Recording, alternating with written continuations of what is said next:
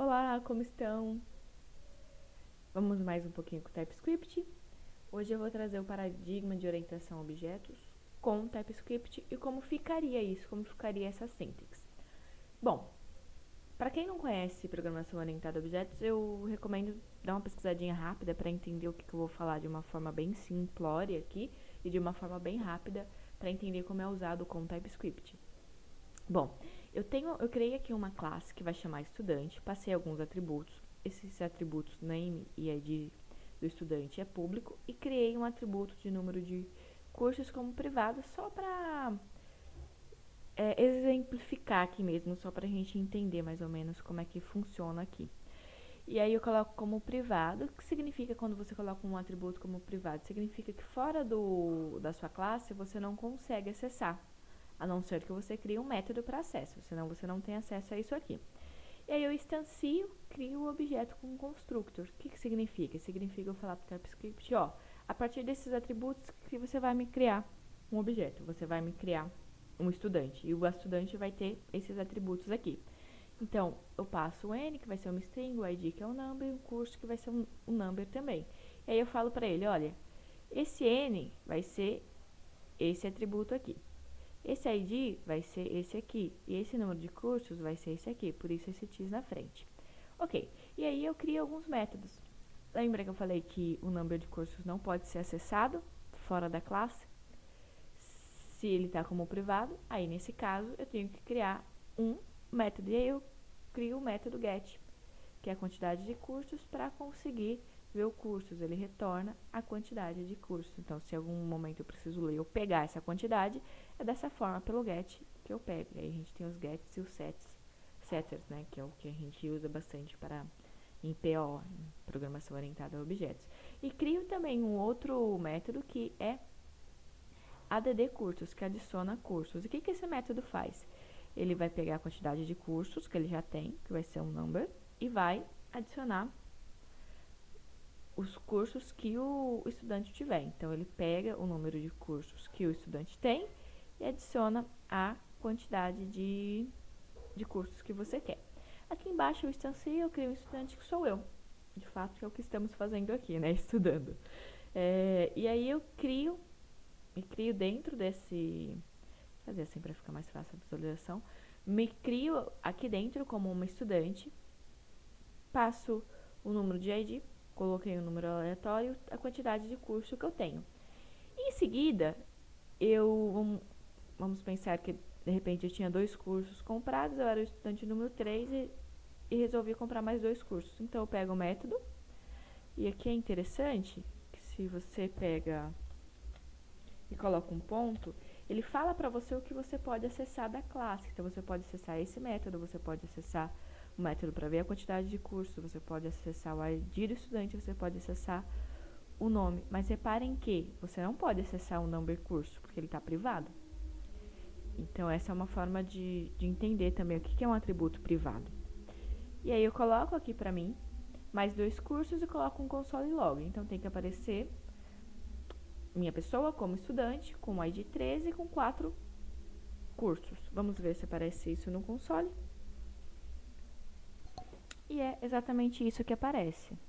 Ó, estudante JSON, ID e número de cursos 4. E aí aqui a gente tem todas as propriedades do objeto, que são várias, e a gente tem como é que está construído isso aqui.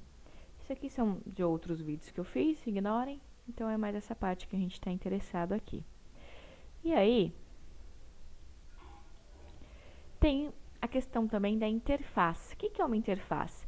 Interface, ele se usa muito o exemplo como se fosse algo... como se fosse um contrato. Então, você assina um contrato com essa interface, significa que para qualquer classe que você crie, para qualquer objeto que você instancie, você vai precisar usar os atributos dessa interface. A interface, ela não instancia nada, ela não cria nada, ela só tem ali como se fosse um contrato mesmo, a partir do que você pode fazer ali. Então, eu criei uma interface que chama que adiciona alguma coisa no carrinho, não sei. Foi mais ou menos... Foi só para exemplificar mesmo, em que eu crio um ID que vai ser um número. Vamos pensar que é sei lá, um carrinho de produtos, alguma coisa assim. vai ter um título e vai ter uma variante de ID aí que, sei lá, ele tem uma variante que em determinado local o ID dele muda ou algo assim, não sei. E aí eu coloco aqui na frente um ponto de interrogação, que significa que essa variante pode ser colocada ou não. Quando você coloca dentro de uma interface, no atributo você bota aqui um ponto de interrogação, você fala para ele que, ó, isso pode ser passado, pode não ser passado, não é obrigatório, que é isso que eu tô falando aqui. Então, vamos imaginar que é um produto, esse produto tem um ID, mas não necessariamente ele precisa ter uma variante de ID. E cria aqui uma função void, que não retorna nada, para a gente passar uma mensagem e conseguir ver no console. Aí aqui, eu instancio, crio um produto de fato, que tem um contrato com essa interface de adicionar no carrinho. Tudo que é adicionado no carrinho, todo produto que é adicionado no carrinho, ele precisa ter o que tem na interface. Aí eu passo a interface no carrinho. E aqui, de fato, para o produto que eu estou criando, eu passo aqui o que é necessário. Então, eu coloco o ID, coloco o título, coloco a variante. Se eu tiro a variante, como é opcional, ele não vai reclamar, tá tudo bem. Mas vamos deixar aqui. E aí aqui eu chamo o item mensagem, né, que é a função que eu gostaria de colocar no console. E nessa mensagem aqui, eu coloco um console dentro dela que vai me retornar a mensagem que eu vou passar, mais o título do produto. E aqui embaixo eu faço eu chamo, né, esse produto e chamo essa função aqui, esse método, em que eu coloco produto, ponto, chamo aqui, porque aí também, mais uma vez, se eu ponho o P, eu consigo acessar o item, o ID, o item da mensagem que é aqui, a nossa funçãozinha, né, o título, a variante, eu consigo acessar tudo. E como ficaria isso no console? Ficaria da forma que a gente esperava, que é isso aqui é uma saia, por exemplo, que é essa mensagem que a gente está passando, mais o título que foi passado aqui.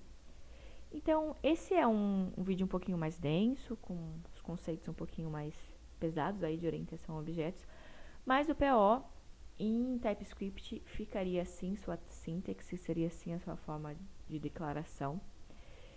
E esse vídeo me ajudou bastante a entender como é que eu tiparia e deixaria dentro da linguagem.